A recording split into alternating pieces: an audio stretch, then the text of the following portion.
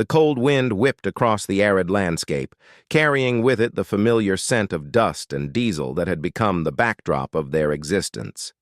For the 12 men of SEAL Team 7, it was just another evening in a remote corner of Afghanistan, a temporary holding point before the real work began after dark. They moved with the practiced ease of seasoned operators, their banter low and laced with the dark humor that bonded men who stared into the abyss together. Among them, one figure sat slightly apart, his back against a concrete barrier, his eyes scanning the horizon with a focus that seemed to belong to another world. He was quiet, always had been, but there was a depth to his silence that the others felt but could never quite articulate.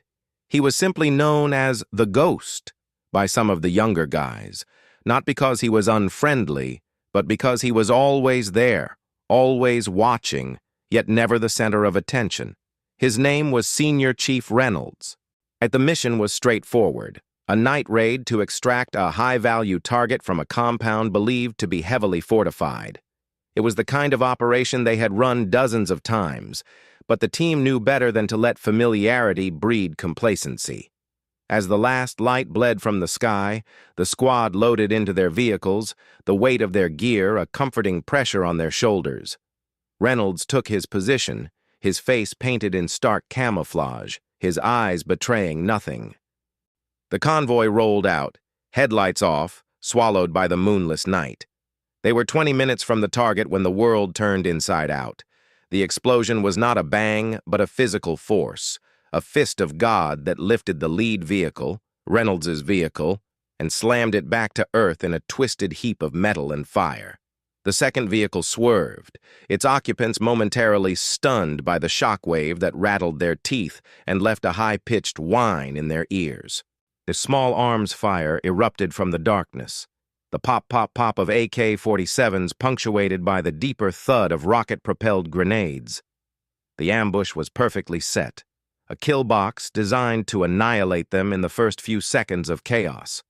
While the other operators scrambled for cover, returning fire into the oppressive blackness, the rear hatches of the damaged lead truck burst open.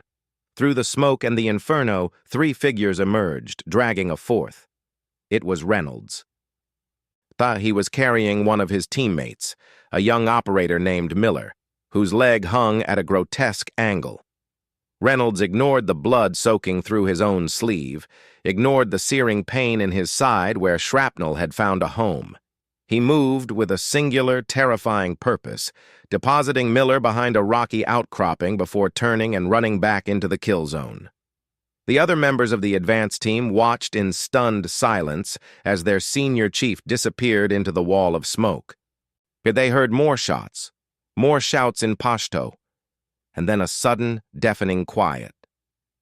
For a moment, the only sounds were the crackling of the burning Humvee and the desperate radio calls from the trailing security element. Then, he emerged again. This time he was not carrying a man, but half carrying, half dragging the team's chief, his uniform torn, his face a mask of grime and blood that was not his own. He got the man to safety, handed him off to the corpsman, and without a word, had picked up his rifle and moved to the front of the defensive perimeter, laying down suppressive fire so the rest of the squad could maneuver. The firefight lasted another 20 minutes. By the time the QRF arrived and the enemy melted back into the hills, 4 American lives had been saved that should have been lost. Reynolds had 3 pieces of shrapnel in his side, a bullet graze across his ribs, and had used his own body to shield a dazed and wounded comrade from a grenade blast, suffering deep burns on his arms. He refused medical evacuation until the entire site was secure.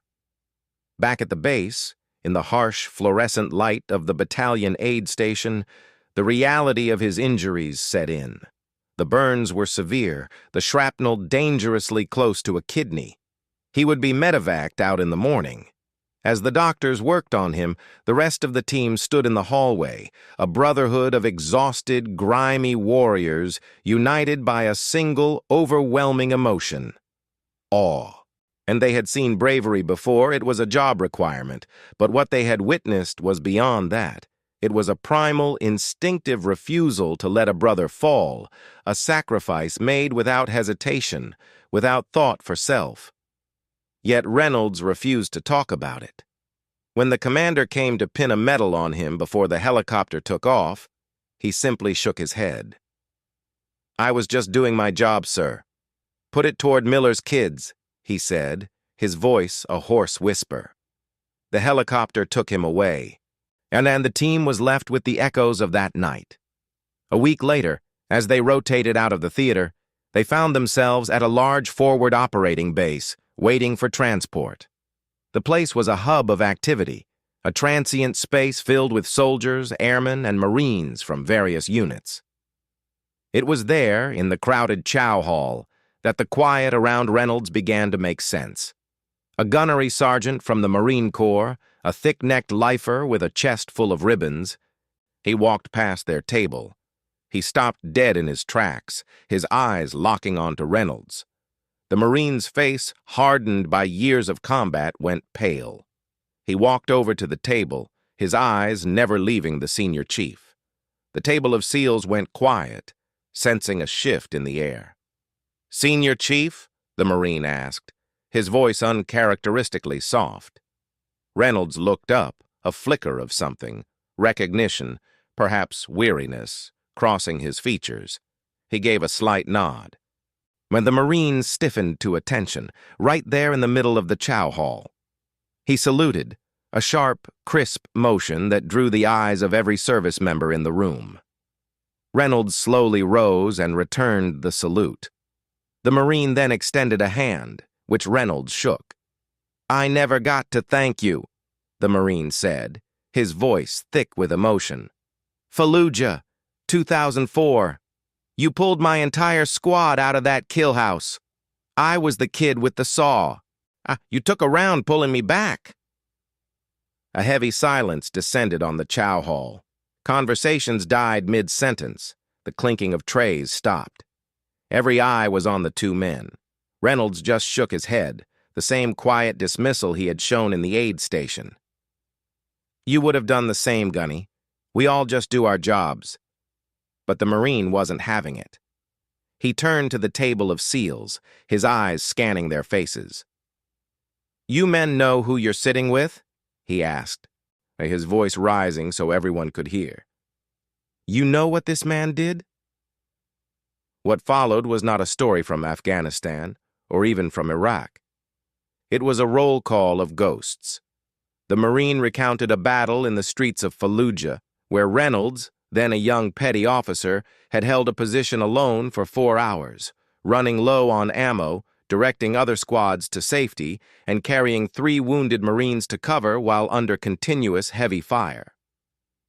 He spoke of an extraction in Somalia years before that, classified and unspoken, where Reynolds had gone back for a downed pilot, a mission that had left him with scars that had nothing to do with shrapnel. Then a soldier from an Army airborne unit stood up from a nearby table. "That's him?" he asked. "Nobody in particular?" He walked over. "Kandahar, 2012, the dust storm," he said, looking at Reynolds. "My platoon was pinned down. You came in with a team, no air support, and punched a hole through the enemy line. You carried my lieutenant out on your back. He's a senator now. He still talks about you."